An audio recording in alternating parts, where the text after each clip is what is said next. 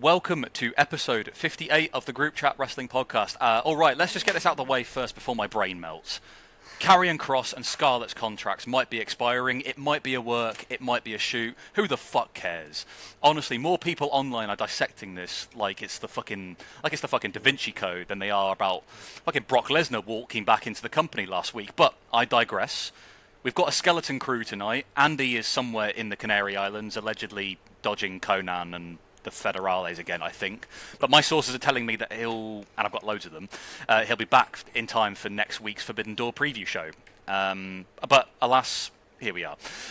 We're diving headfirst into the chaos. Your questions from Discord and Twitter are well and truly part of the podcast, so stay tuned. And AEW is currently experiencing their hottest run ever, and Forbidden Door is right around the corner. So lots to cover, lots to get into. Strap in, it's probably going to be a bit messy. So, what the fuck is going on with Karrion Kross and Scarlett, guys? Christ, fucked if I know. I will say though that those years in school spent analysing page after page after page of poetry to figure out exactly why the author likes fucking daffodils, it's coming in really handy for some of you right now, because people are picking at every single little detail. I don't know what's going on, and I think at this point people are starting to not care.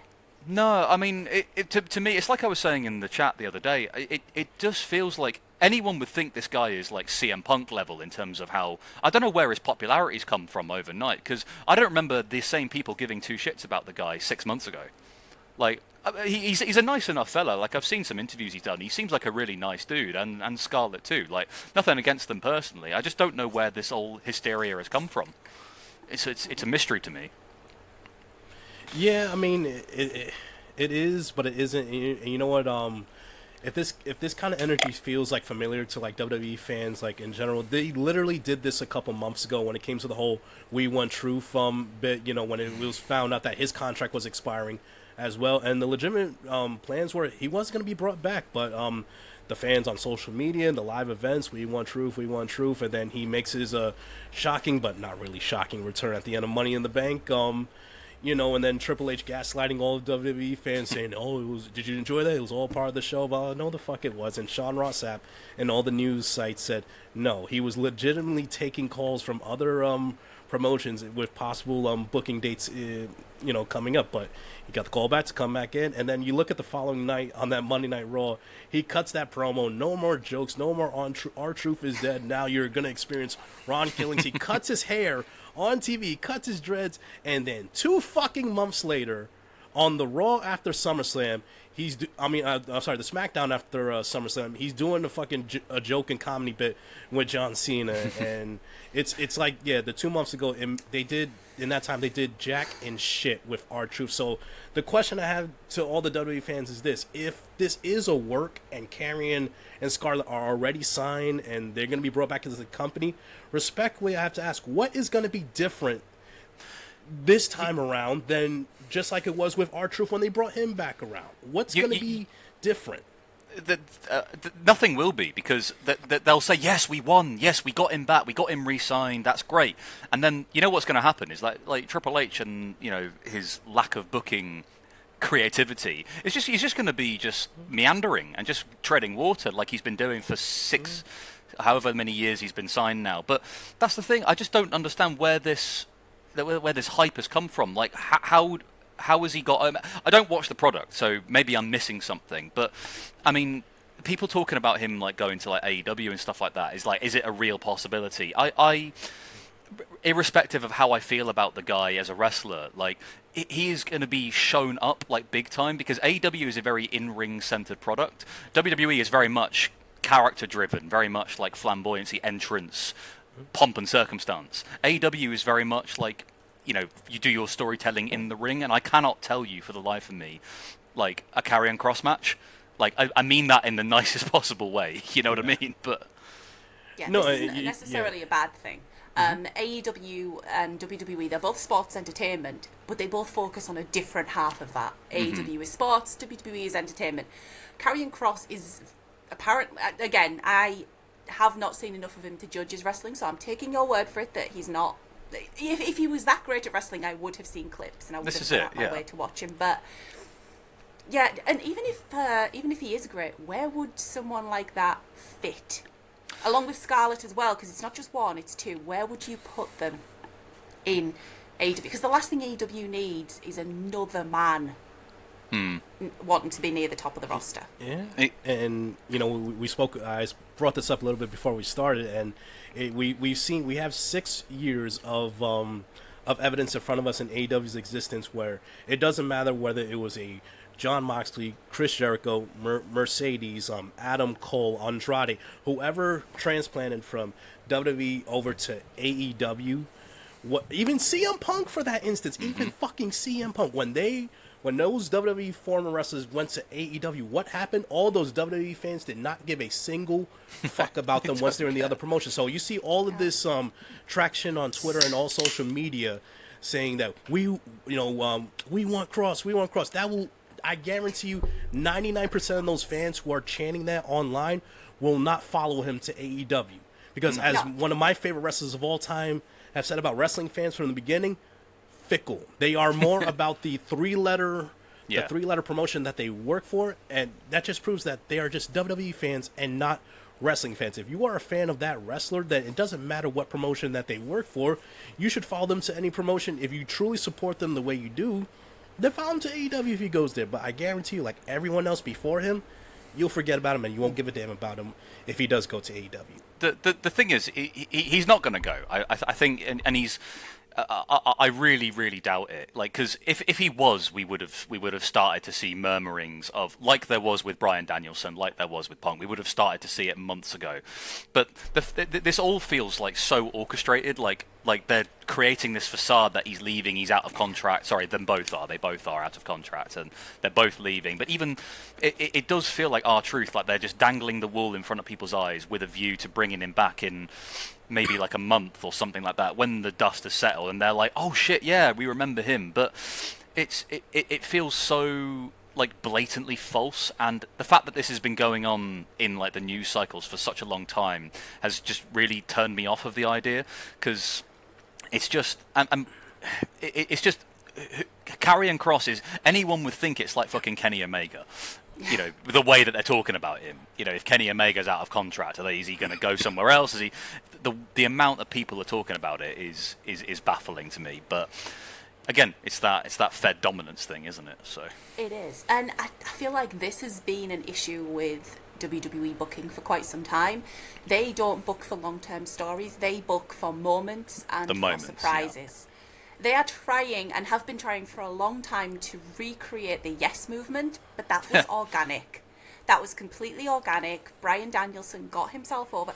I will go to my grave believing that they could have cleared him after that they deliberately didn't clear him because they wanted Roman at the top. But they've been trying to recreate that, and they just keep doing it with announcement after announcement, surprise after surprise, return after return, and then they've got nothing afterwards. They just stand there going, yes, they're back. That's it. Are they going to do something? Look at Cena's heel turn. Yeah, it was an amazing... Oh my God, Cena's turned heel. Does he do anything? No.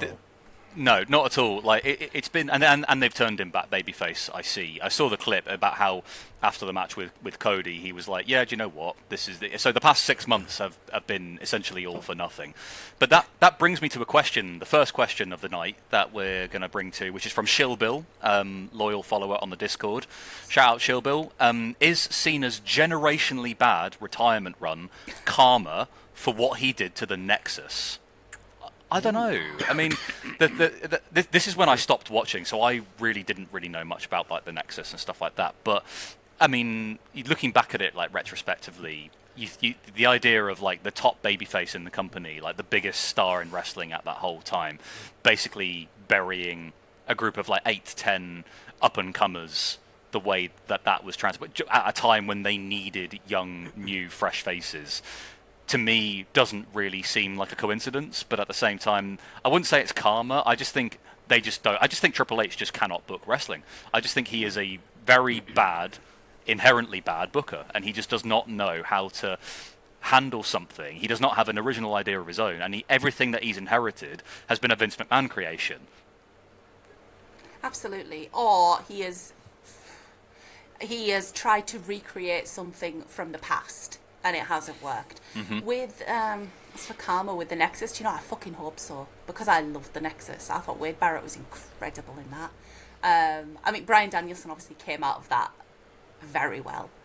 Otherwise, well, he nearly didn't, because he strangled Justin Roberts with a tie. Well, he got the sack. Yeah, Then he got he was fired. on the Indies getting. That was an organic thrown moment at where they him. brought him back. They chanted, Then he they came wanted back.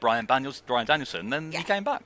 Yeah, then they've recreated that in AEW not that long ago of him with Justin Roberts with the Yes, tie. I love that. That was class. Was it Karma? Maybe. That's kind of when I stopped watching. It's kind of crazy thinking, like, imagine if Bryan Danielson, like Daniel Bryan at the time, if he didn't choke out Justin Roberts with his tie, that he would have stayed with the Nexus, and that he would have gotten buried on that night of SummerSlam.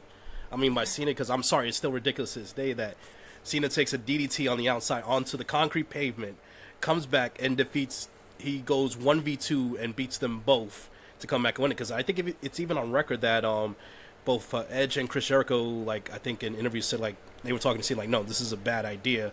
The new guys should definitely go over in this situation, and I guess Cena thought a different way, but I don't know if it's karma or not. But at the end of the day, I mean, it's the booker, it's the man in charge who's in charge of those decisions. So I'm not going to put that 100% on Cena. I'm going to put that on the guy who's running the show, and that was Vince at the time. He had the chance to, like I said, I was a big Wade Barrett fan too during that time. I love when he became Bad News Barrett. I forgot which pay-per-view it was. I think it was a TLC pay-per-view but he when had he to was stop doing that because it was getting too over. But I remember there was one in the middle of like 3-4 spots during that pay-per-view. He kept telling the fans, I got some bad news. And then one, he had his podium that raised like 20 feet in the air, like looking down. Like it was, but like you said, it got over on its own, and that's a big no-no in that promotion. Yeah. That's why like Rusev, when he was with the company, he was getting over, like the whole Rusev Day was getting over, which is he was getting some of the biggest reactions in the whole company, and they didn't like that, so they kept jobbing him out every week. And then as a result, he went to AEW, and well, the less said about that, the better. But We'll talk about that. it's one of them. It's just they just don't like. They've never liked it when a wrestler or a movement gets over organically on its own. They have to manufacture. They have to control everything. Manufacture. That might be what everything. they're doing with Kross right now, because he was starting to get over on his own, and they've gone, okay, but we're going to take over your push now, and we're going to do it our way. Look what they did. I stopped watching WWE for good after they took that title off Zack Ryder the night after he won it. Because he got over on his own. They went for that one moment, they gave him the title, he won it at the ladder match, then they immediately took it off him. I was like, oh, fuck off with this bullshit. We don't get to choose. If you're a WWE fan, you do not get to decide anything. They don't listen to you. They say that they do. Yeah, they say they listen to you, and they don't. All they're doing is actually saying, no. We'll make them think that what they say has value. We'll make them think that they're in control, but actually, we know what we're doing. We're just going to sort of dangle the carrot in front of their eyes, lure them back in to watch, and then boom, we're just going to strip it all away and say, ha, screw you.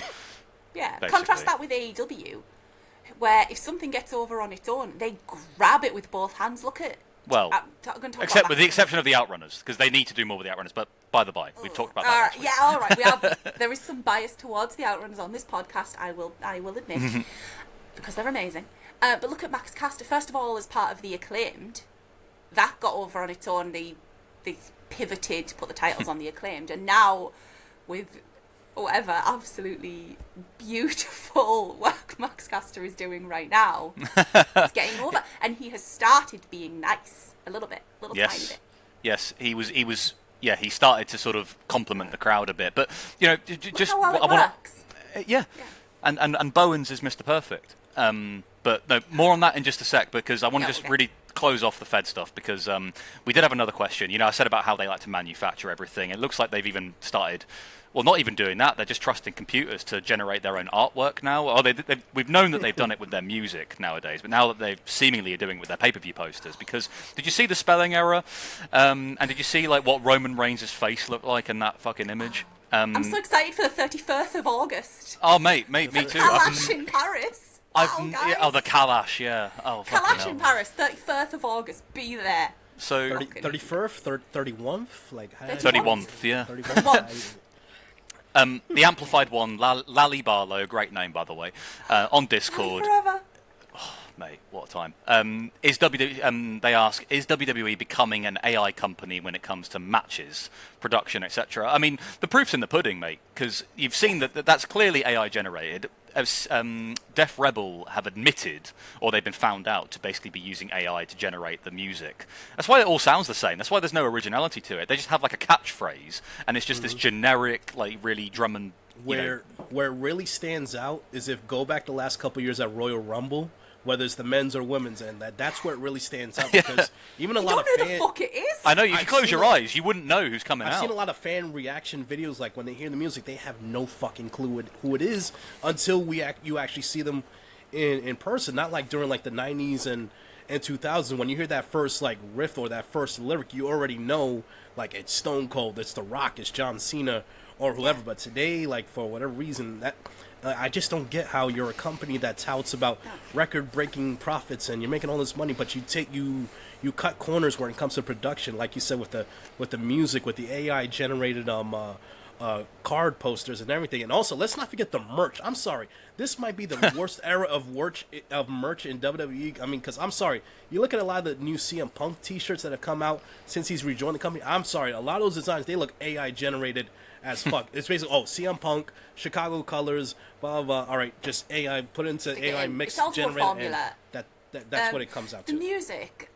Look at people gave Seth Rollins shit for being like, you're nothing but a song. No wonder people love Seth's song. It's different. If you've been fed nothing but fucking tasteless gruel for the last 5 years, someone slips a jelly bean in there, you're gonna lose your mind because it's something different, something they can latch onto. Because they've just been fed this garbage. It's still not as good as, I mean, I'm sorry, but like actually, if you look at it, like the era of like Jim Johnston and even like parts of CFO dollar sign or whatever they're called, CFOS or whatever, the one before this Def Rebel malarkey. Yeah, CFO dollar sign, I think. Yeah.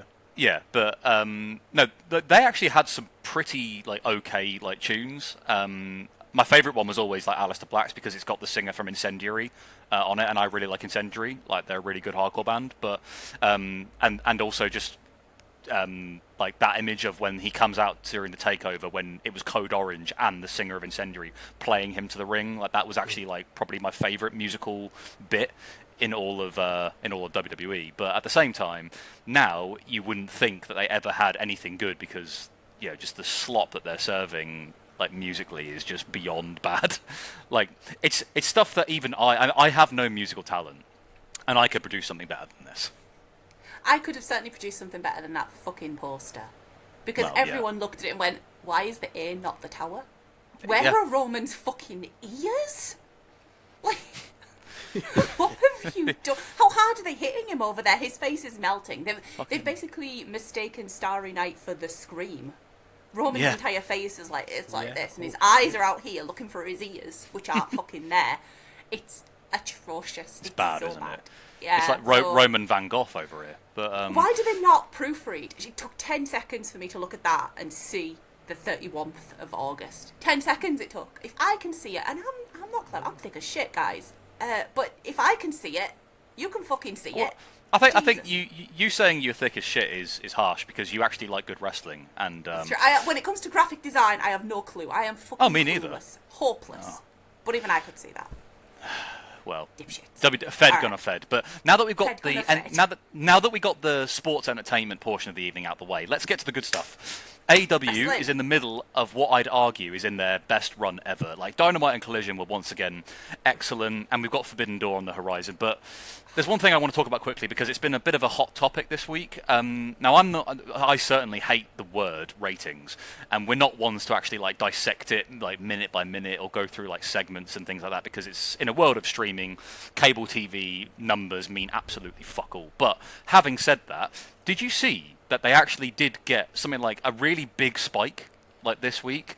Like Nielsen is like a really outdated and irrelevant system now, but did you not like people are sort of saying that is due to the fact that a certain Locke Bresner came back last week, and a lot of WWE fans are just thinking, nah, fuck this, I'm gonna go check out the competition.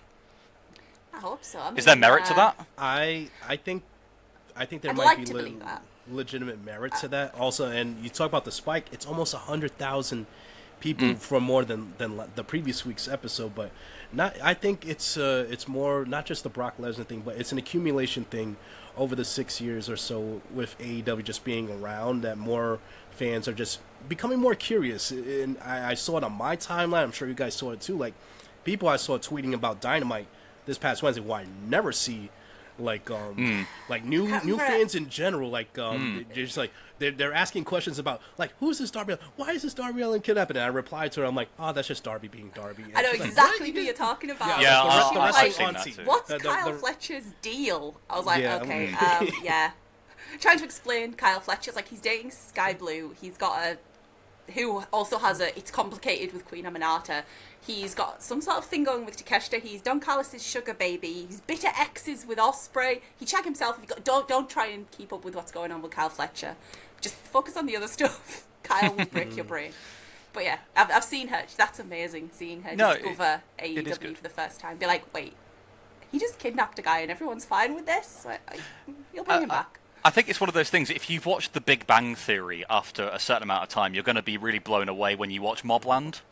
So it's very true. I mean, I think, but again, I don't know anything about numbers and ratings and outdated like systems or what you can attribute towards it. But I think AEW is just really on a good run right now, and people are rightfully paying attention. I mean, and this is the thing, is I just want to say to any sort of passive watchers of, like, you know, AEW, if you've obviously heard our ramblings about it and you think, actually, this kind of makes me want to tune in, just do it, because for the vast majority, apart from like the vocal gatekeepers on the internet, like on Twitter's not real life. The vocal fuckers don't represent the rest of us. Like, if you want to watch it and you're genuinely interested, like, just check it out. It's not going to kill you. If you don't like it, you can try something else. But, you know, we're not going to judge you just because you've, you know, been watching the Fed for such a long time and you actually want to try something new. We've all been there. We're all refugees trust me. here. Yeah. AEW saved wrestling for me. It really did. I was so burned out with what WWE was doing, and I watched New Japan. So New Japan was for a while the only thing I was watching. But no, it was when Kenny and the Bucks and Hangman and Jericho and Pac and Moxley were all there on that first episode. I thought, yeah, fuck it, I'm gonna stick with this, because this is just something different. And lo and behold, here we are, and we're off to Forbidden Door next week, or the week after. I was a fan of BTE, like, I was watching Being the Elite, but I was mostly just watching the British Indies, catching it as and when, and that was it. I wasn't interested in American wrestling at all. Then AEW happened, and I was like, the only this is wrestling what I wanted. The only wrestling I was really watching before AEW came around was NXT Black and Gold. I will say, like, from 2016 to like 2019, I was going to any takeover show that was in my area, New York, New Jersey, Philly, or Connecticut. Like, that was the precursor to what AEW is, in a sense. Like, that was more in-ring focused, Jason, not really heavy on the storylines and anything like that. Like, and it's kind of weird that it was 5-match cards, but it was done in 2 hours. But now it's like Triple H is in charge of WWE. It's 5-match cards, but them shits last like 3.5, 4 hours, because half the damn show is damn ads and commercials and shit like that. But it is, my ADHD will not allow that. It has to be action. People think I'm crazy because my ideal card is like we get on the indies, such as like Rev Pro, where it's just match, interval, match, maybe a tiny segment, match. That suits me. That's not what AEW is. I'm not saying that's what you can expect from AEW. They do have segments, interviews, that kind of thing. But that's just my personal. It's a Western show, but it's very wrestling. Like, wrestling occupies like the vast majority of the show, even more than like entrances and even like talking segments. They never last like that long. But I agree. I think it very much, the live shows certainly like cater to that wrestling fan, where you just want to see like wrestling where you can argue that it's not as kind of storyline heavy as the Fed, but that works for me. The storylines are a lot deeper. They've improved over the years, like massively. Like, they're telling there's so many fucking stories. This is why I don't get it when people say, oh, AEW doesn't tell stories, they have no stories. If you watch the show, they do. I can think of about 20 off the top of my head, just like, even without reminding myself of the ones that I've missed. But no, like, I mean, I agree. Like, Black and Gold NXT was, it had good moments, but to me, in hindsight, if you look at it, it's just PWG and Ring of Honor, but with slightly better production. Yeah. So you can watch the same kinds of matches on those kinds of other shows. Triple H didn't really do anything groundbreaking, because if you watch like the segments and the stories, they were all really quite poor. It was the matches that did most of the talking. Mm-hmm. No, you're absolutely right. But when you talk about like with AEW, like backstage talking segments, they don't last long, but they're very impactful for what they do. Like right off the top of my head, this past Dynamite, I don't know about you guys, but Stokely, he cut a babyface promo in that package. I don't care what anyone says. Well, the first half, the first half of it was a babyface. I thought like it's that meme that we see on Twitter right now. Like you can see the moment where he turned babyface and where he said like he's like, I'm short, I'm bald, I can't get any hoes, I've been fighting for my entire life. That's so good. And listen, I don't blame like Dax or Cash like for breaking. Like you can see the obvious, like, the like, bald first, guys like that promo. Shocking. Like first, like you hear Dax saying like you could get hoes, and then but the second part. Like, oh my God! Like Copeland is gonna kill Stokely. What he said, his wife got the head of a micro brawler. I'm like, oh, and then you see Cash's expression, like, oh, dude, like. They were fighting for their lives. Cash went. He brought Cash, and strongest man in the world could not have withstood that. No, everyone would. no, Stokely, we believe in you. Yes, you're bald. He's gonna win. If he wins, we know what's gonna happen. Come on, drowning in hose. We gotta be fucking know like what's gonna happen in this match. I have some wild predictions, and I'll just summarize them. But I think Stokely's gonna consult the help of a certain patriarchy. I think Nick Wayne, he's going to, because FTR can't be within the ring. They can't. Either they're going to disguise themselves as the fucking Super Ranas, or they're gonna consult the help of the patriarchy, which is going to bring Christian back, and then Adam Copeland's going to be there. They're going to sort of come back to back or something, or they're going to do some kind of tag team move. I'm going to cry. Yeah. It's going to be wonderful. That was it. Someone said on Twitter that they accidentally do a tag move with each other. I can't remember who it was said it. Was it one of you guys? No, it was probably me. It was probably me in the chat. Whoever I stole it from, excellent. It's like they're fighting back to back. They almost automatically do a tag move together. And I have it in my head. A double spear or something. No, not even that. You said accidentally. Like Cage is facing this way. He hits the unprettier. Whoever he hits it on is probably gonna be Kip Sabian. Bounces up, turns around into a Copeland spear. Mm-hmm. And then Cage turn around like what? And then they're gonna have to stare down at it automatically. It's like our instinct is to work Tony, together. TK, muscle memory kicks in. Get the fucking kazoos ready. Get the kazoos ready. Oh, I can't. That I would literally can't. Awesomeness, Tony. Oh, it really would. The 5-second poses. We need the 5-second poses. Not yet. You need to wait till they flesh the goofy characters back, because Christian's going to he's still finding himself. I feel this is all all has an end game here, but no, like I mean, just really quickly. Sorry, I had a mind to answer some questions whilst we were talking about like the Dynamite stuff. Griteo asks, was the rating spike the Hangman Page effect? Because I think it was, because Hangman Page is a fucking draw. Yeah, I think so. Or was it a conspiracy? I don't think it's a conspiracy. I think it's Hangman Page just being Hangman Page. I think it was multiple things actually, because I did see Mercedes. like the smarter people who know this stuff better than me, like it was I think obviously Hangman played a part, but also it was the women's match, the 4-way match, and I think a lot of them, they stood around for the Kyle Fletcher the work of art unveiling right there. That might be the most outlandish one. Fucking do? Mel Coleman, you are Satan. It was brilliant. Picture. Yeah, but also just like after the women's 4-way match, you get that stare down between Athena and Mercedes. Like, they're eventually gonna run that back down. But I just love the tease. But nowhere, it should not happen anytime soon. It doesn't need to happen anytime soon. No. But just that stare down and tease right there, and I think small little things like that. But also, like I said, the outside stuff from WWE, whether it is the return of Brock or it's just the shitty booking in 2025, where it's more circulated around like the viral moments, the wow moments, like the TikTok moments, isn't it? The TikTok, or like you said, or the Twitter moments or whatever. But there's no real consistent long-term storytelling going on over there. The Bloodline stuff is like pretty much flatline right now. Nobody cares about the Temu version with Solo in charge of the non-Samoan group that he has right now. He said the Bloodline storyline's in the 3rd inning right now. if Mother Nature's up there, like, can we rain out, send a thunderstorm to this ball game and end this shit already? Like, it's 2 years too long. Like, can we get any original creative ideas from Triple H? But I think I'm asking too much at this point. I think, isn't it obvious why there was such a spike in the ratings? Am I the only one that actually understands why? Go ahead. Because everyone now realises there is a chance, however small, that we might see the Dragon version of Brandon Cutler turn up to answer maybe a Max Caster challenge, or just to come in and squash Hangman, you know, anytime he wanted. That is why people are tuning in. And I think it's frankly ridiculous that nobody else understands this except me. Even Meltzer hasn't mentioned it. He calls himself a journalist. Serpentico. I told you never to say that name around me, Dan. I don't know what you're talking about. I said John Cruz. Andy's not here this week. There will be no dubbing of me saying Brandon Cutler. I don't know what you're talking about. Sending Serpentico. You can't get me now, can you? No, I can talk about Brandon all I want to.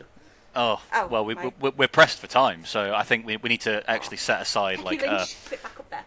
There she is. There you go, So, Brett, I do have a quick question. You know, you mentioned about like the viral moments and things. Like, do you use Max for AEW or do you use Triller? Because I use Triller. Triller. Well, here, like, I use Max for Dynamite and Collision. Okay, good. Yeah, fair. And is it like a good? Watching on cable. Like, yeah, this is it. I don't know a single person who's using like actual cable. Everyone is either cutting, like in the States, anyone is either cutting cable or just using streaming services. Like, it doesn't make any sense. So why are we so like still, when they haven't been relevant in well over a decade?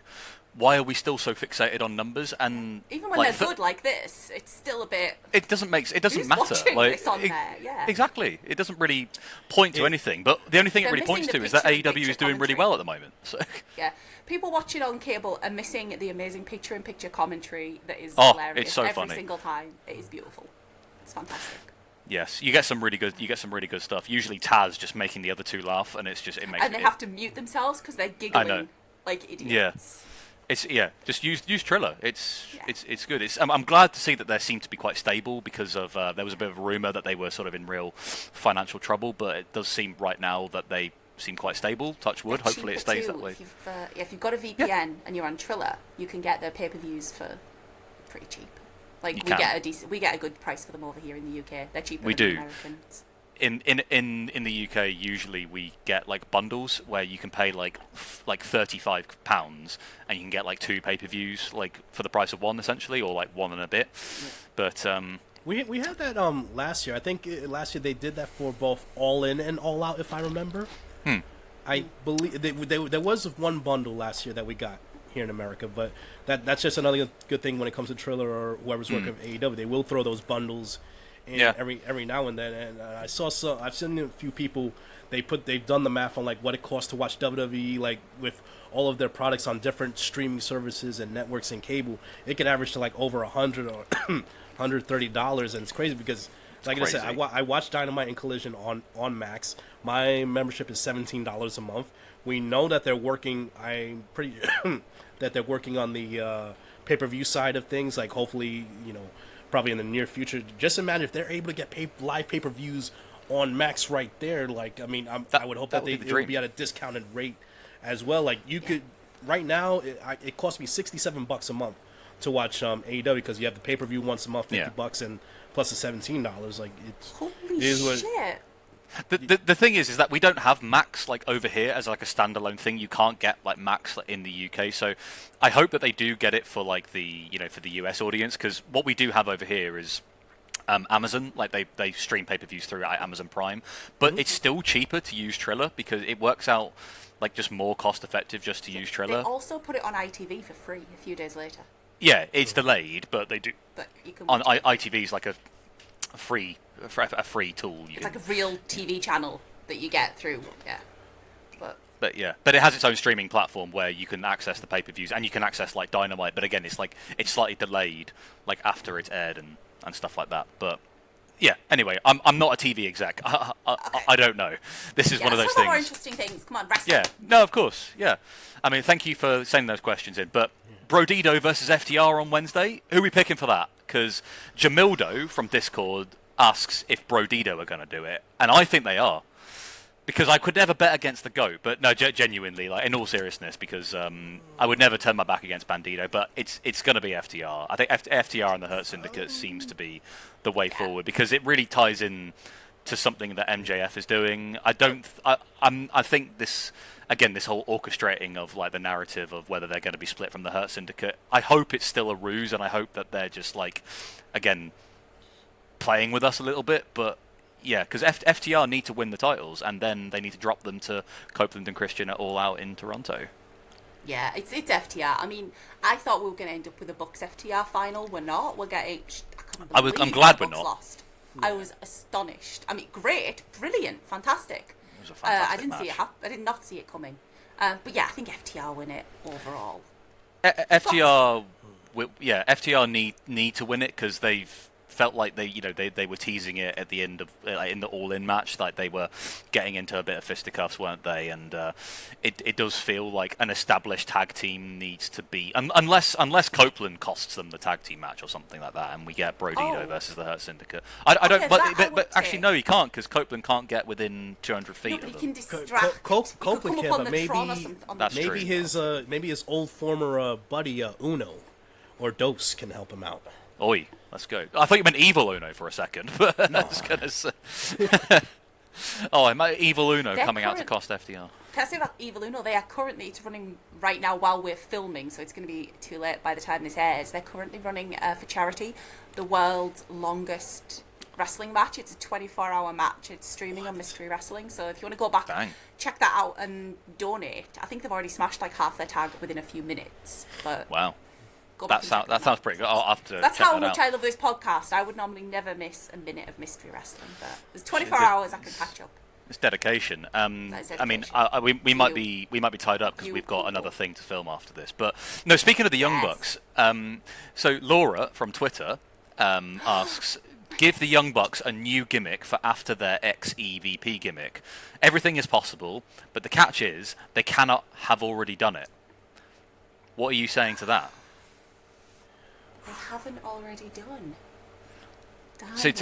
Okay. The thing is, I don't think they should certainly stop doing this now, because this is some of the best TV that I've seen them do for quite a while. The Max and Jeremy graphic really popped me. For anyone that doesn't know, Max and Jeremy Buck were the name that the Young Bucks used when they were Generation Me in TNA, and they had those horrible haircuts. They went by the names Max and Jeremy. That was a TNA reference, and I was in bits when they had to lift the LED, and that sad little pew.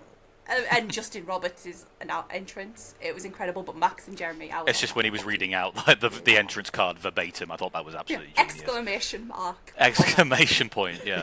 No, I don't know about a new gimmick. I don't think they need a gimmick. I think they could just literally be the Young Bucks, just their sort of goofy selves. Because if you think about it, whether they've been baby faces or heels, they've always been like the same core people. The EVP gimmick has kind of...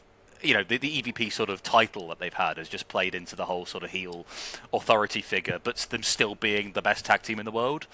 Like, I think you can literally do that without the EVP title. You can just have them just being the goofy selves. When I don't know whether they're going to end up seizing the EVP titles back. I don't think they will, but who knows? I mean, to think of something that they haven't done already is quite tricky, because one thing that they haven't. Actually, Brett, go on. You go if you've got one. No, I was gonna say, you know what? Like, I agree with Dan. Like, keep going. The direction the Bucks are going right now. Keep going on with that for the immediate future. You have to keep going until they keep going further down and down and down into the dumps. And Lucy, you'll like this. Who, like, they're no longer EVPs. Like, they're lost. They're kind of directionless. But who is the guy that you bring back to bring them back up, to remind them of their roots and who the hell they are? It is Brandon Serpentico. All right, that guy. Quiet, Daniel.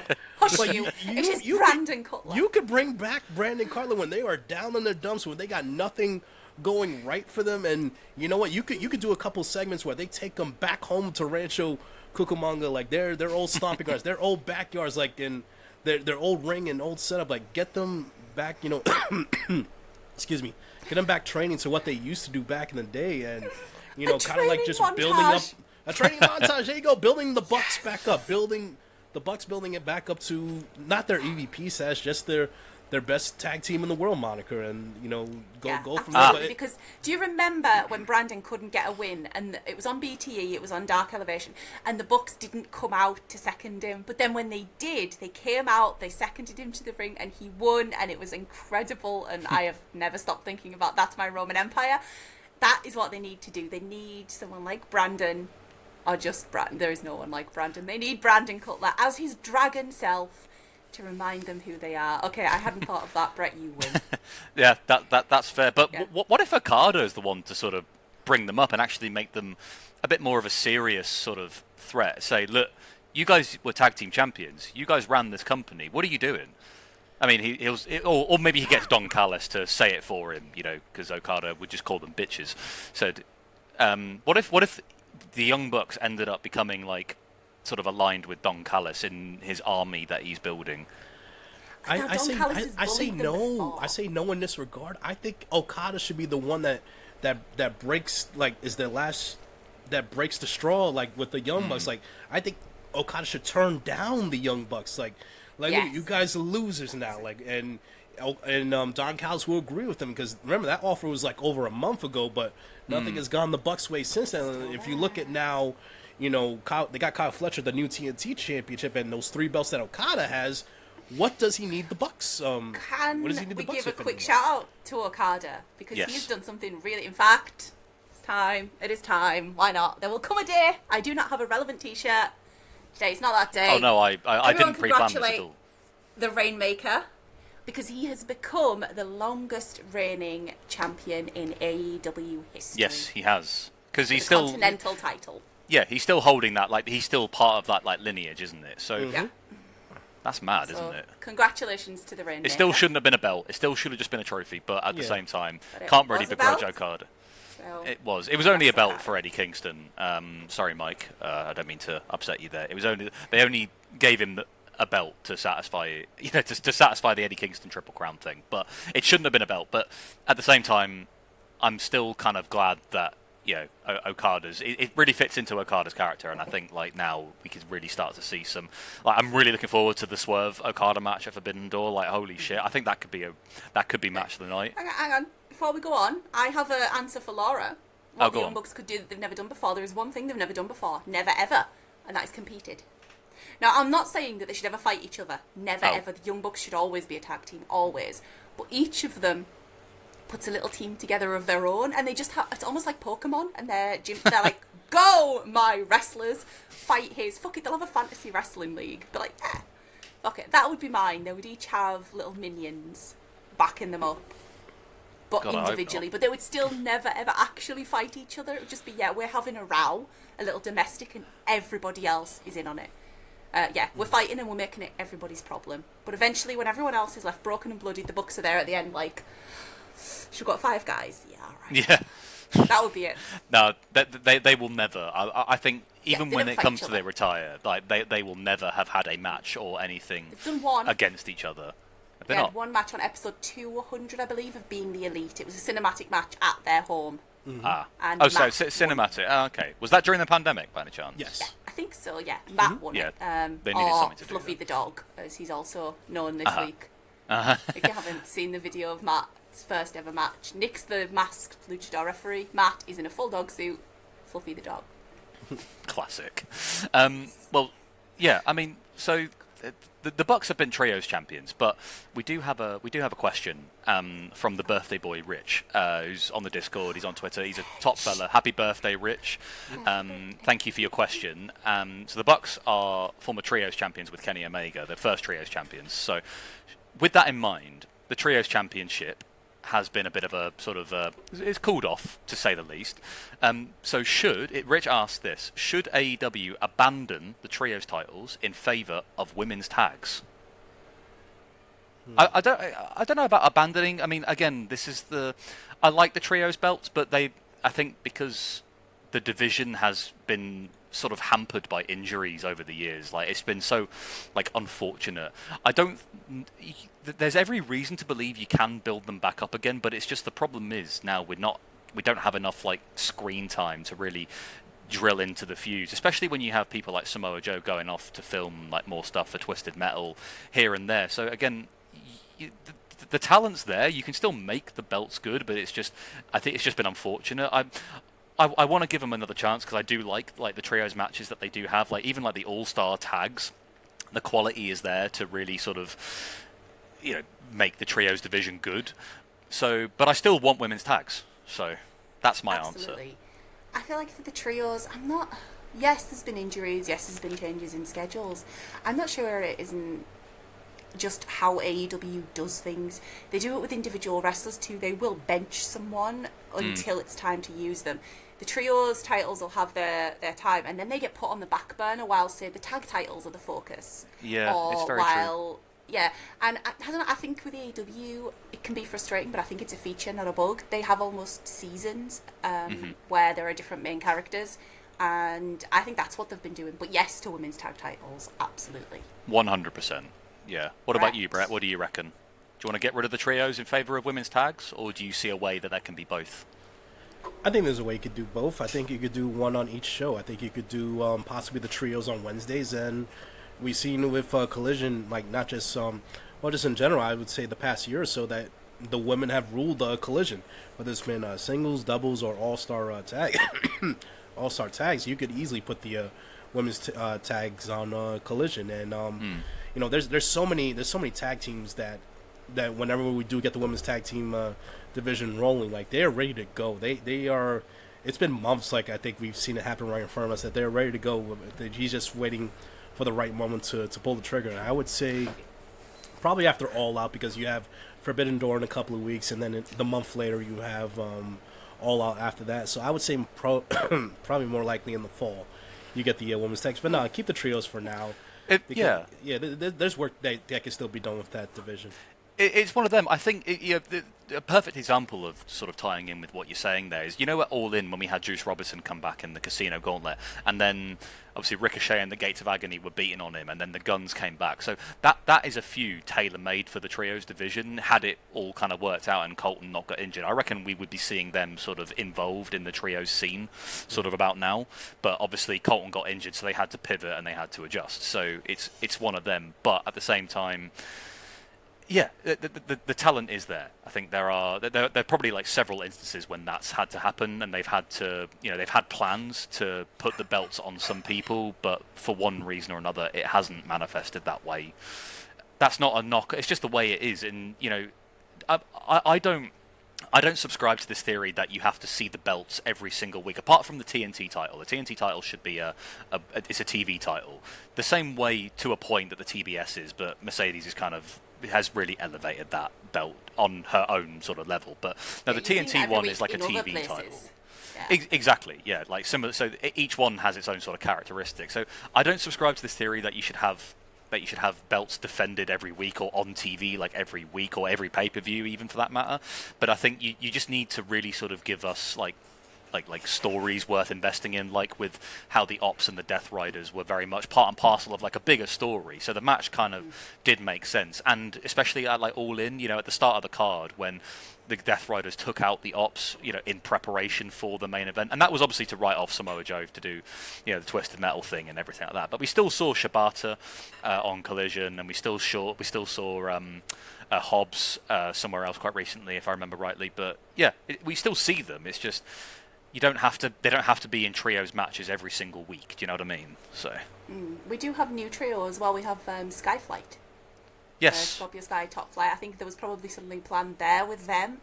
But again, yeah, I think the Bang Bang Gang has kind of damaged that a little. They might be waiting for them to. Again, it's like Pac was a trios champion for a while, but he got hurt, and then Moxley stepped in, and then that's when the Ops won the title. So it's a division that has unfortunately just been hampered by injuries and things going awry, where we've not been able to see them sort of flesh out the belts to elevate them to the point that they intended, like when they had like with the Elite and with the House of Black and everything like that, when it was like really quite new, quite fresh.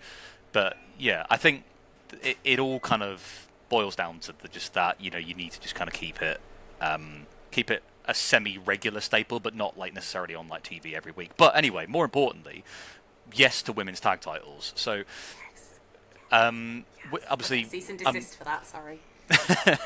Yeah, that Brian Danielson's going to come after you. So, who?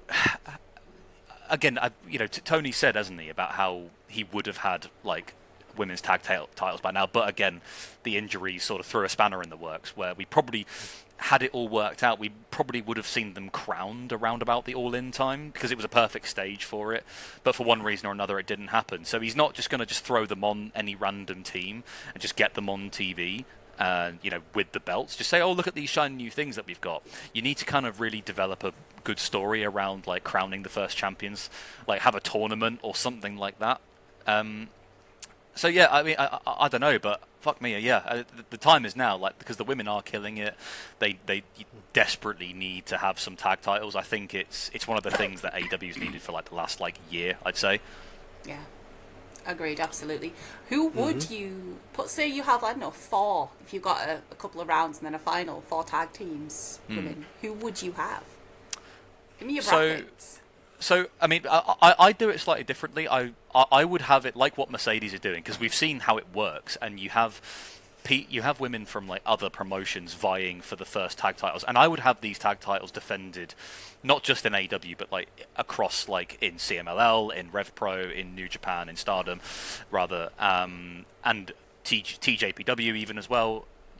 I would have them like almost like international women's tag titles, because then it's more of like you get like the cross promotional appeal, and then it ties into that dark theory where they become like that we had last week, where AEW women are going to like shows like Eve and defending the AEW or the international women's tag titles. So if I was to pick 4 teams just off the top of my head, I'd pick Stat and Willow, Megan Bayne and Penelope Ford, Lizzie Evo and Sapphire Reed from the Cutthroat Collective, and I would throw in Azumi and Starlight Kid. I've forgotten their name in Stardom, but I'd throw them. You know what I mean? Like have cross promotions going for the tag titles, but repeatedly. Just then you get like then you'd have Megan Bayne and Penelope Ford, for example, going to a Stardom show to defend the tag titles.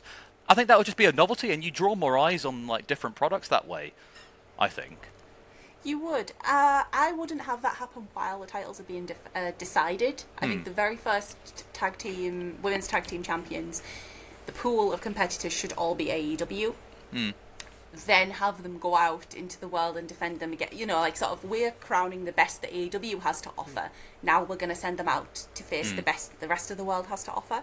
Unless it's Medusa Complex, in which case, yes, have those. Well, yeah, I mean, otherwise, yeah, that's true. Otherwise, yeah. So you've got to have, obviously, Megan Bayne and Penelope Ford, because they're amazing.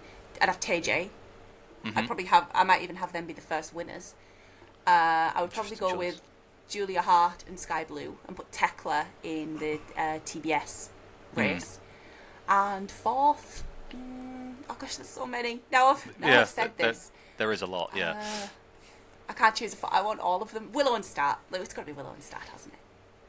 Or like Mercedes and Harley Cameron or something like that as well. Or maybe Tony and Tony and Mina. Tony and Mina. Oh God, Brett, come on, fix this. No, I'm not giving you a bracket. Dan just said the inaugural women's tag team champion is right there, because we're to believe that Tony is holding off on bringing the women's tag team titles because of injuries. He's waiting for people to come back. Who just came back from injury? Who just cut a vignette at the past Collision? Such a good Harley as well. Cameron. And I'm telling you right now, if this is going to be like a couple months down the line, where in my perfect world, Mercedes has lost all of her titles. She is in the dumps. She is just so upset and disappointed. She's in the locker room. She's upset. And like I said, out of the corner, what comes out? That Monet puppet, just to cheer her up. And listen, it's been over years. We've seen it in AEW. We've seen it in WWE in the past. There's just something about makeshift tag teams that is just great television. We see it right now with Brodito, with Bandito and Brody King right there. We saw it with MJF and Adam Cole 2 years ago. It works, especially sometimes you get lightning in a bottle, don't you? Sometimes randomly thrown together singles wrestlers making a tag team feels quite lazy, but sometimes you do just get that lightning in a bottle moment, and it just works. Yeah. And as much as I don't like the guy, look at Team Hell No, Kane and Daniel Bryan at the time. It's a time-honored tradition. I think they would knock it out of the park, Mercedes and Cameron. Like, that's how you would help turning around Mercedes' character from this overconfident, selfish, like, just belt collector to the more humble, like, just accepting champion. Like, and look at that, and you're creating a star in Harley Cameron right there, just with the Mercedes rub as it is. We've seen them tag team a few times, like the past few months, and the reception is good. It's right there. Like, I mean, don't get me wrong, like, Stat and Willow will win it eventually, so will Megan and Penelope down the line, but I'm saying the inaugural, you want to get the most buzz around these women's titles, it's Mercedes and Harley Cameron. Those should be your inaugural women's tag champs right there. When you're right, you're right. I mean, it's a trope for a reason. The grumpy one is soft for the sunshine one, It's Geralt and Yasuke, like, off on an adventure.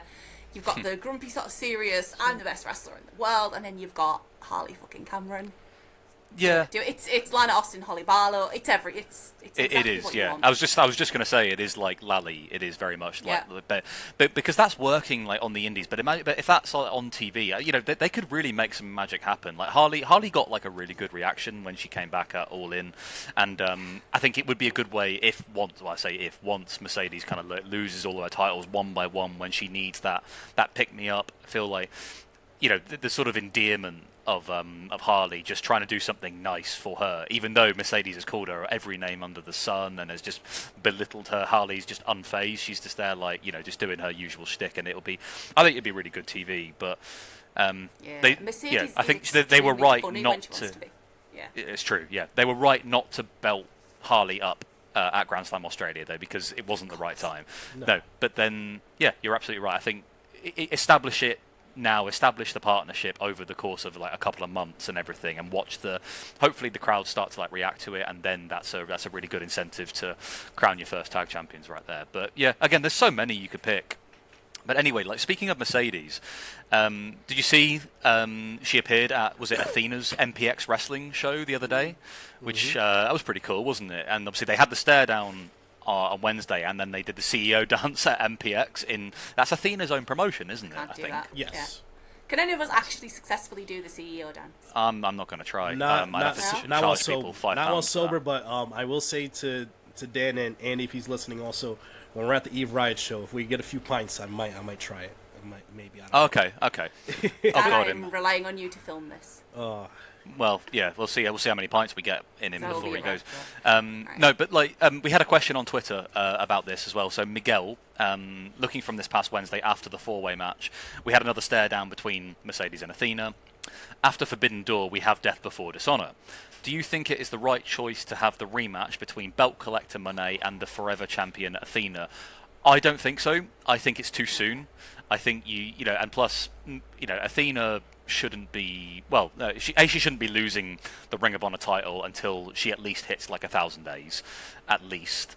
And the only I guess you could sort of it would play into like Mercedes' character a bit, but the thing is, Mercedes is gonna she's gonna need to sink her teeth into something. She needs to start dropping the titles, not gaining more. I think 8's kind of like the limit, I think. But I don't know. I mean, I'm willing to be proven wrong. But if you are going to do it, Athena's in a feud with Tony right now, and I think, are you going to really build just an impromptu Ring of Honor defense with Mercedes in 5 days? I'm not sure it's gonna land. Oh, sorry, Luna's here. Oh, say hello, Luna. Sorry. Yeah, here he is. He's in goodest boy. He's like, here he is. Yeah, the boy called Luna. Anyway, sorry. Yeah, that's what I would do. But it's a good question though. Agreed. I think for Athena to walk into Forbidden Door, she has to walk in looking like a threat, which means she would have to win. And I don't think it's quite time for Mercedes to lose yet. I think she loses some of the small outside titles first before she drops the TBS. So unless you were doing it only for Athena's title and you had her lose, you had her win, no, I don't think it's the time yet. Although Miguel, I love that he's asking questions because he made me the most gorgeous Brandon Cutler phone wallpaper recently that I shared on. Oh, nice. So he's my favourite. It's almost like you have a type. Almost like people know what I like. That's but yeah, no, I don't think so yet. Mercedes, like you said, she has to hit rock bottom a little bit more first and lose things before she starts to win big ones. Yeah. With help of Harley. Does she drop the TBS title at Forbidden Door? No. I don't think so. I don't think it's happening. Not in a four-way. I think No, I think that's a big moment. Like, not. I don't want to be disparaging to the card because it looks fucking awesome already. But in a match where there's not really much in the way of story, just the fact that it's Forbidden Door, she shouldn't be losing it there. I think she needs to sink her teeth into a feud, like with the Willow feud, for example, or like the Statlander feud, when there was a real long-term sort of payoff towards it, and you really did think for a while that maybe Willow or Stat were going to sort of pull it off. She needs to do that with somebody else. I think she needs to drop it to just somebody, because then that's a star-making moment right there. I think, especially with the matches that she can have. I think. Yeah, and whoever wins it should pin her for it. Yeah. Not a four-way where they could pin each other. But yeah, like you said, it's a star-making moment, and you get that by pinning Mercedes. Windsor in the O2. What if she? What if she does pin Mercedes? Even though it would be good. Every day. It would be good, and it would get like a really good reaction. Like, I'm not denying that, but I feel like it would just be like more of a fluke, and it would. I think you can really, if you spend time building a feud between Alex and Mercedes, you could really, and have her win. Not necessarily in the UK, but you could, if you just build the feud right, and like the match the match will be amazing. They could go like over 20 minutes, and and have some real nail-biting moments. But and then if Alex beats her, then that's a real star-making performance. The two best women's wrestlers in the world. We argue over who'd be what. I'd put Windsor at number one. They'd put Mercedes, but yeah, they're the two best on this planet. And Alex Windsor is my favourite wrestler in the world. She absolutely is. It's not even close. And so I've changed my mind. Fuck it, have her win. As if she pins Mercedes, God yes, so fickle. But she can't pin anyone else. She has to pin Mercedes. Because when you look at the card as it is being built right now, all the championship matches are going to be more than likely like predictable in a certain way. But you do need that one result on that card to be like, holy shit, that actually happened and went down. So it could be that, or excuse me, like I said, if Windsor doesn't win, if she gets screwed out of it, then you could build up to the next month's pay-per-view at All Out in Toronto, where she does earn herself a one-on-one match for the TBS title then. And I could see if they do build to that match next month, then I could see that's where Mercedes would drop the TBS belt right there, because like I said, it'll be one-on-one, no fluky stuff involved, like no other two competitors. So if Mercedes does win, if we do build up Windsor versus Mercedes to All Out in Toronto, then I say that should be the match where she drops the belt at. Yeah, it does feel like it needs that sort of real feud behind it. She shouldn't be losing. Certainly not something like the TBS title in like a, for lack of better words, like a kind of throwaway sort of fun match. Like, it'll be great. Like, don't get me wrong. But the idea behind it is that it's showing Forbidden Door. It's bringing in CMLL, Stardom, and AEW have they one decided? match. Have they decided the other two members yet? Not as of yet. So this is the thing. Are they going to just randomly throw it on Alex Windsor, who hasn't been feuding with Mercedes up until now? I know they had like the stare down, but no, I mean, you're absolutely right. I think they building it to like All Out, or even like beyond that, maybe even like Wrestle Dream. Alex and Mercedes can tell like a really good story, but this ties into a question I was going to ask, actually, just coincidentally. British Food, Tim V, Knockout Hub on Twitter asks, does Mercedes Monet's hatred for British food come with some validation? Imagine if she starts feuding with Alex just on the quality of shit British food. Just because she's angry. Just because she hates Weatherspoons. It's because people are taking her to fucking Weatherspoons, and she's having like the deadest breakfast known to man. They gave her a fucking pickled egg last time. What the hell? Oh, it's just like, yeah, curry, do it right. If you're going to do it properly. Yeah, sorry, cat. Yeah, if you're going to do it properly. Yeah, I mean, yeah, so absolutely, she is well within. Sauce on a pole match, that's what we need. Yeah, we'll get her. Give her a jammy dodger, she'll chill right out. Oh, give her a cheese and pickle sandwich. I reckon she'd love it. Cheese, pickle I sandwich. don't do cheese. Nah, jammy dodger's the way to go. Chocolate hobnob. Custard creams. Monster Munch. All right, we'll do that. All right, anyway, Mercedes, the offer is here. You come with us. We'll show you proper British food. We'll do a little episode on that of you eating jammy dodgers and eating your words. Your words are what you will eat when we show you how great British food can be. We'll get her a proper chippy tea. Yeah, we'll get her like a chip butty, a steak and ale pie, and a roast dinner. You're a vegan. Oh, I know I am. I don't have to have it. I don't have to have it. Give her a fucking Frey Bentos or some garbage because you don't know. I'll behave. Vegan food's great. With Richmond You sausages uncultured or some shit. swine. No. All right. Anyway, so speaking of Forbidden Door, look, we're coming towards the end of the recording like now. So just for the last like sort of few minutes, speaking of Forbidden Door, we're on a roll here. Jamildo at the Discord asks, who should Ospreay face at Forbidden Door, and is the injury a work? Now that would be interesting, wouldn't it? We talked a lot about works and shoots and what, pulling the wool over people's eyes, but what do we reckon? I don't think it's a work. If it's, it might not be as bad as they're making. Cause he's been like, I don't know if I'll be at Forbidden Door. Maybe I'll try. I think They've said he it will. on commentary, haven't they? As well, like they've mentioned it about how Ospreay, hopefully he's back for Forbidden Door kind of thing. And usually there's no smoke without fire, so I reckon he'll be there, even if it's like a non-wrestling capacity. He'll be there definitely. Like there's I no don't denying think you it. pretend there's a chance that Britain's most popular and famous Yeah. wrestler might not be there unless Yeah. you have to.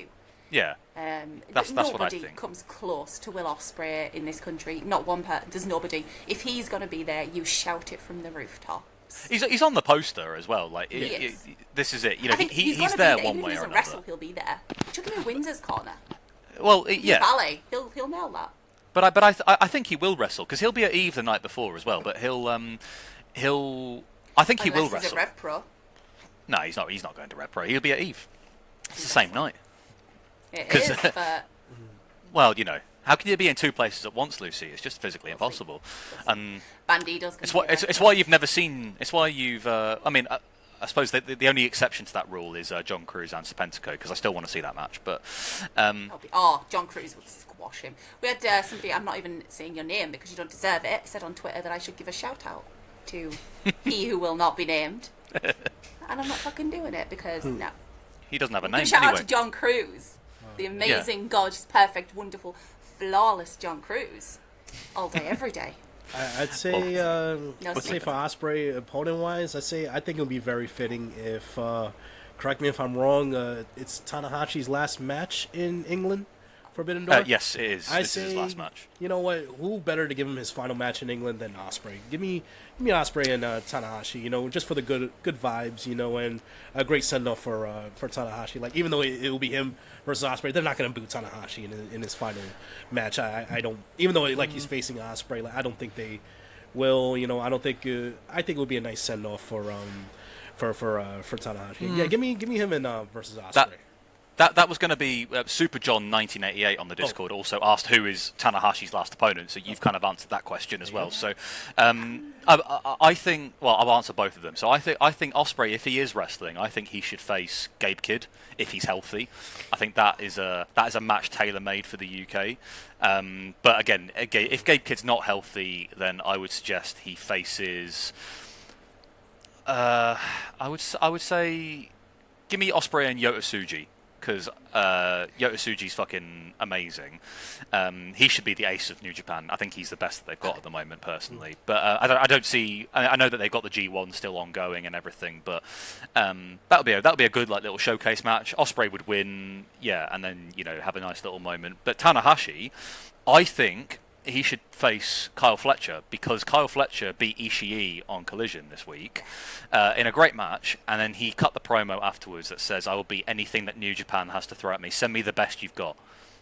And unless they reverse them, so they send someone like Shingo or Yota Tsuji or like Yuya Amero or someone like that Fletcher's way.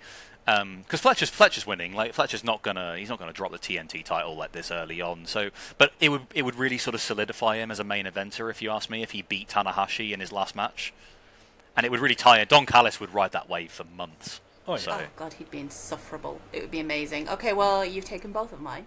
Oh, sorry. Yota Tsuji was going to be my pick for Ospreay, so instead, let's take someone from Rev Pro. Fuck it. Oh. Oku. Give him Oku. Give him Oku, yeah. Give him let them break the 7 stars, because if anyone can do it, Oh, if anyone in the world can do it, it's Will Ospreay, Michael Oku. I don't know what I would do if Ospreay and Oku had a match in the O2 and I was there to see it live. I don't know what would happen. Death count in the thousands, but it'd be so fucking worth it. goodness me. Meltzer would not be okay.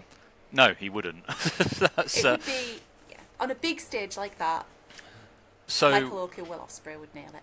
That would be fantastic. And Tony Khan would have a field day. But no, we do know one person we know is going to definitely be there. This is also from Super John's second half of his question, which is about who should challenge Zack Sabre Jr. But I think we know what the answer is going to be, isn't it? Nigel!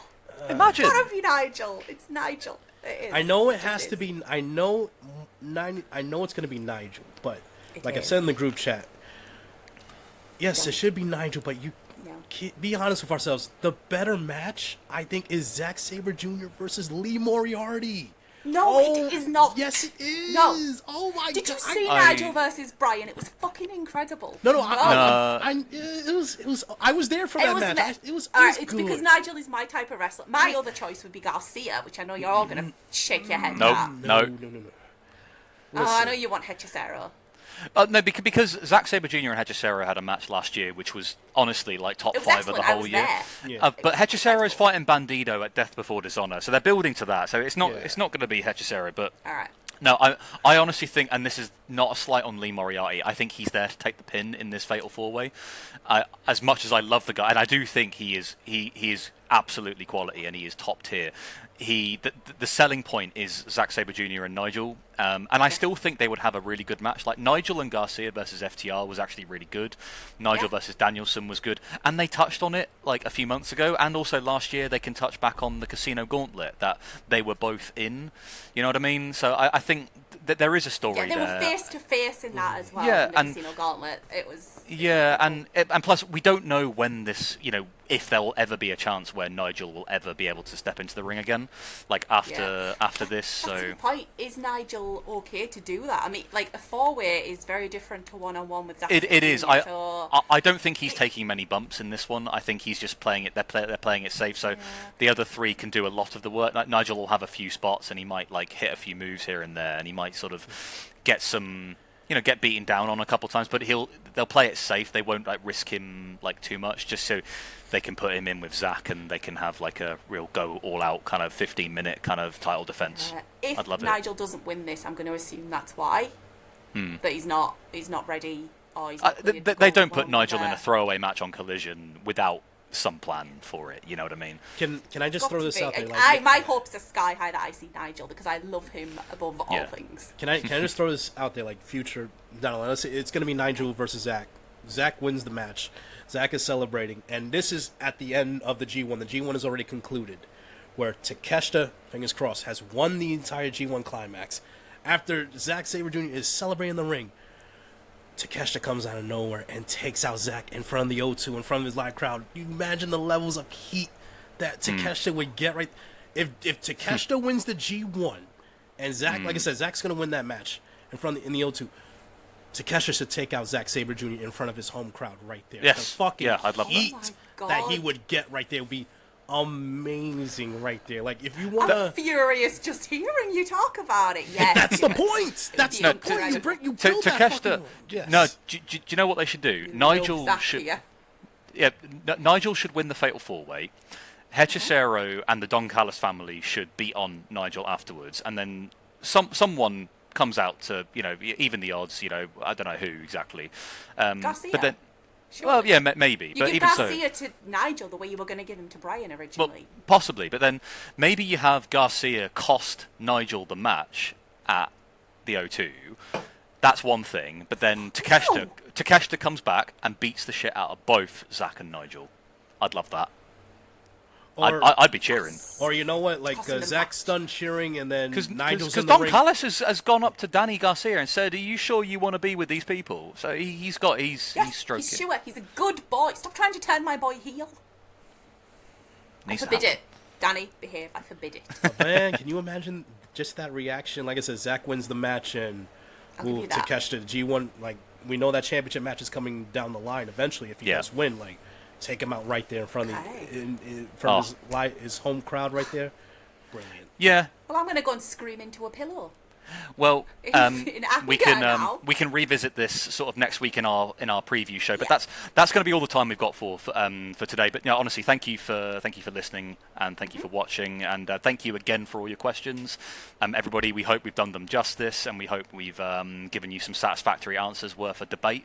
But in the meantime, we'll love you and leave you, and tune in next week when hopefully we'll have more of a full crowd to run down the full Forbidden Door card, and we'll also have a separate one where we'll talk about all the indie shows we're going to be going to the same weekend. So lots to talk about next week. But in the meantime, stay safe and have fun. Enjoy wrestling. Enjoy Dynamite. Enjoy Collision.